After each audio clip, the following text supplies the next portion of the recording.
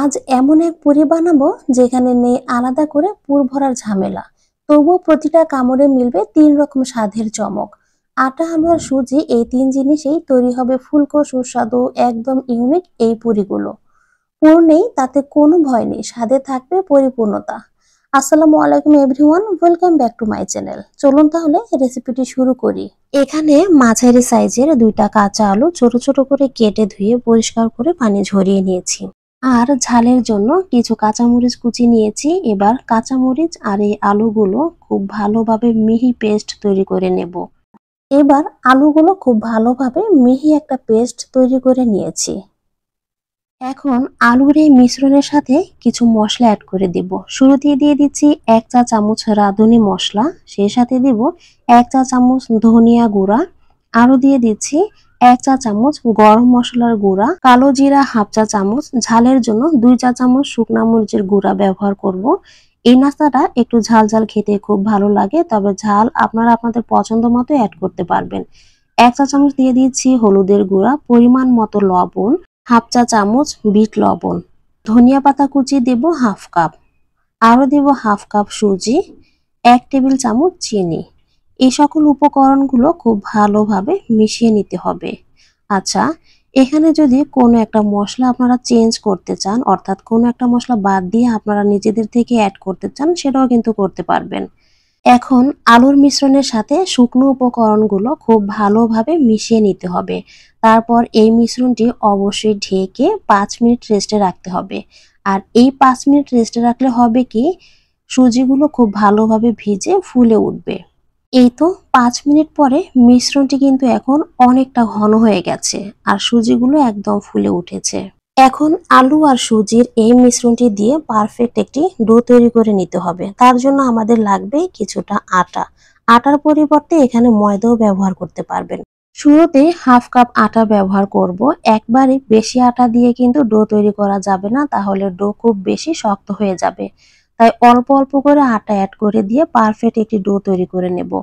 প্রথমে আমি half cup আটা ব্যবহার করেছি, তারপরে আরো হাফ কাপ আটা দিয়ে এবার খুব ভালোভাবে মিশিয়ে নেব। প্রয়োজন অনুযায়ী এখানে আটা ব্যবহার করতে পারবেন। আলুর ধরন বুঝে আটার পরিমাণ কম বা বেশি লাগতে পারে, তবে কম হোক আর বেশি হোক ডো কিন্তু পারফেক্ট ভাবে তৈরি করে নিতে হবে। আর এই ডো অবশ্যই 10 থেকে 15 মিনিটের মতো ঢেকে রেস্টে রাখতে হবে, এতে করে খুব ভালোভাবে আটাগুলো অ্যাক্টিভ হয়ে যাবে। 10 থেকে 15 মিনিট পর ডো এখন একদম মসৃণ হয়ে গেছে। এটা কতটা সফট হয়ে গেছে আশা করি দেখেই বুঝে নিয়েছেন। এবার এই ডো থেকে কিছু অংশ নিয়ে নিব। তারপর বড় করে একটা রুটি তৈরি করে নিয়েছি।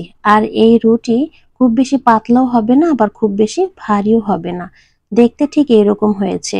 এখন আপনার হাতের কাছে কুকি কাটার থাকলে তো হয়েই গেল। আমার হাতের কাছে নেই, তাই আমি এরকম একটা ছোট বাটি দিয়ে একই রকম করে কয়েকটা শেপ কেটে নিচ্ছি। এইভাবে বড় একটা রুটি তৈরি করলে একই সাথে অল্প সময় অনেকগুলো নাস্তা বানিয়ে নেওয়া যায়। এখন এই পুরিগুলো ভেজে নিতে হবে, তার জন্য তেলগুলো খুব ভালোভাবে গরম হতে হবে। তেল যদি ভালোভাবে গরম না হয় সেক্ষেত্রে একটা পুরিও কিন্তু ফুলে উঠবে না।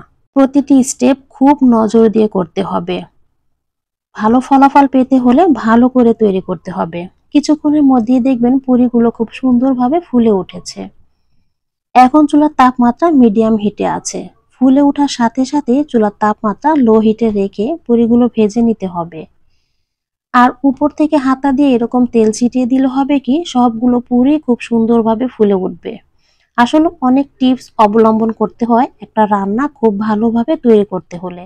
পুর ছাড়া এই পুরিগুলো সুন্দরভাবে ফুলে ওঠার জন্য তেলগুলো খুবই যত্ন সহকারে গরম করে নেবেন।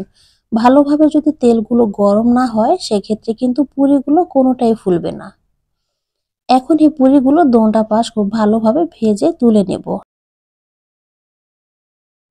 আচ্ছা, আমি আরো কয়েকটা পুরি নতুন করে ভেজে আপনাদেরকে কিছু টিপস শেয়ার করছি। পুরিগুলো যখনই দেখবেন ফুলতে চাচ্ছে না, তখন ঘন ঘন এরকম উপর থেকে তেল দিতে থাকবেন। তেল দেওয়ার একটা পর্যায়ে দেখতে পারবেন পুরিগুলো যতটুকু সম্ভব ফুলে উঠেছে। মাঝে মাঝে দুই একটা পুরি ফুলতে চাইবে না, তখন পুরিগুলো জায়গা চেঞ্জ করে দেবেন। এক জায়গা থেকে আর এক জায়গায় পুরিগুলো চেঞ্জ করে দিলে হবে কি, চুলার তাপমাত্রা সবগুলো পুরির গায়ে একইভাবে লাগবে। এই ভিডিওটি আপনাদের কাছে কেমন লেগেছে অবশ্যই জানাবেন।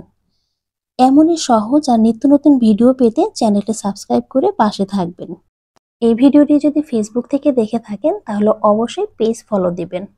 আবারও সহজ আর নিত্য নতুন ভিডিও নিয়ে আপনাদের সাথে কথা হবে। ততক্ষণ সবাই অনেক ভালো থাকেন, সুস্থ থাকেন।